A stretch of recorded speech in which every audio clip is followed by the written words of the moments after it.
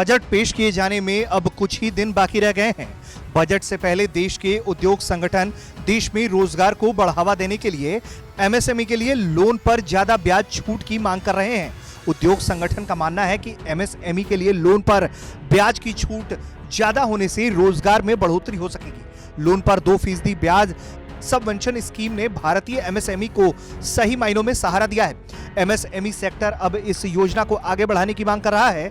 इसकी मांग है कि पहले के 1 करोड़ रुपए के मुकाबले 3 करोड़ रुपए तक के लोन पर 3 से 4% ब्याज दर की छूट मिले।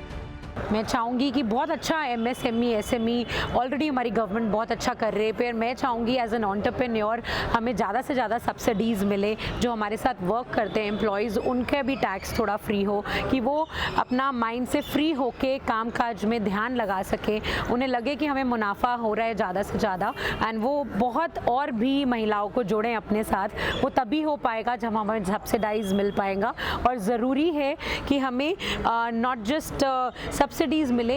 इसके साथ ही एमएसएमई सेक्टर की बजट से टैक्स राहत देने की मांग है। टैक्स को कम करके पर्सनल टैक्सेशन को आसान बनाए जाने की वकालत भी एमएसएमई सेक्टर कर रहा है। बजट में एसएमई को इस साल बहुत ज़्यादा उम्मीद है।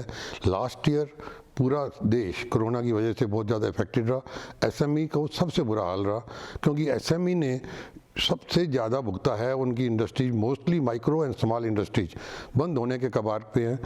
माइक्रो इंडस्ट्रीज ऑलमोस्ट 10-20% तो एकदम बंद हो रही हैं, और स्मॉल इंडस्ट्री भी ऑलमोस्ट 30-40% एफिशिएंसी में चल रही हैं, काफ़ी ज़्यादा। तो ऐसे हालात में बजट में 3 बड़े मुद्दे हैं जो गवर्नमेंट से हमें उम्मीद है इस साल के बजट से। एक कि हमें जीएसटी में रिबेट दी जाए। उद्योग संगठनों की डिविडेंड टैक्स को भी घटाने की डिमांड है।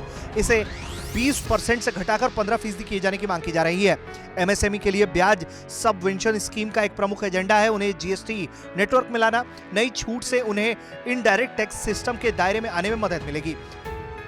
एमएसएमई सेक्टर जीएसटी में भी राहत की मांग कर रहा है। मांग की जा रही है कि कारोबार की रफ्तार बढ़ाने और एमएसएमई के प्रोत्साहन के लिए कमर्शियल सेवाओं पर जीएसटी को 5% तक कम कर देना चाहिए, जो अभी 18% है।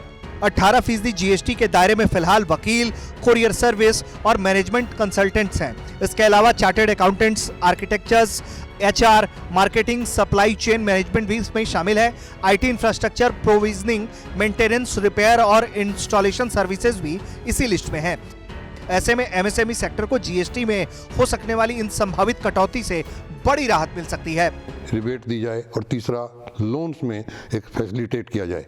जीएसटी में है कि जैसे जीएसटी में लार्ज स्केल इंडस्ट्री में जो प्रोडक्ट 18% में फॉल करती है, तो इसमें 25% या 30% की रिबेट दी जाए for the micro and small industries in comparison to large scale industries. Income tax में, क्योंकि मोस्टली स्मॉल स्केल इंडस्ट्री जो होती हैं, small and micro industry proprietorship और पार्टनरशिप में होती हैं, उनका स्लैब 30% है, और जबकि कंपनीज एक्ट का 25% है। तो इसको भी 25% at least at par with the companies income tax को किया जाए, इफ नॉट लेस। जिस तरह से ये सेक्टर देश में रोजगार की बैकबोन है, उसे देखते हुए जरूरी है कि इन रियायतों पर सरकार गौर फरमाए और कारोबार को कोरोना के कहर से बाहर निकलने का मौका दे।